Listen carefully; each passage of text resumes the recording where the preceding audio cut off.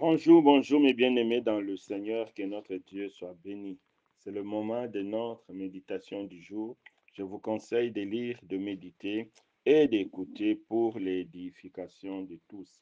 Le thème choisi est une juste rétribution, inspiré du livre d'Hébreux, chapitre 2, versets 1 à 2.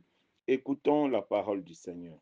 C'est pourquoi nous devons d'autant plus nous attacher aux choses que nous avons entendu, de peur que nous ne soyons emportés loin d'elle.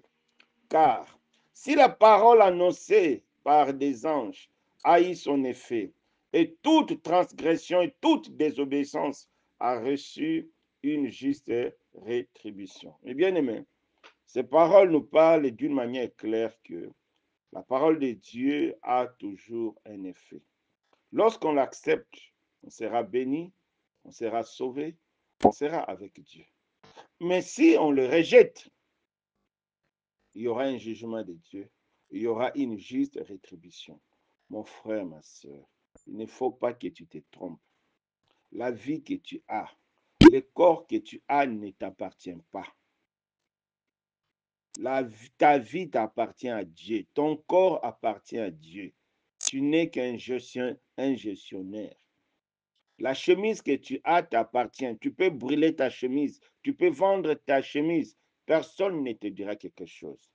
Mais ta vie, si tu utilises ta vie comme un instrument d'injustice, un instrument d'impureté, un instrument de plaisir, un jour, tu rendras compte à Dieu. Pourquoi tu vas rendre compte à Dieu? Parce que cela ne t'appartient pas. Sois sage. Écoute la parole de Dieu, comprends la parole de Dieu, garde la parole de Dieu, pratique la parole de Dieu, car toute désobéissance recevra une juste rétribution.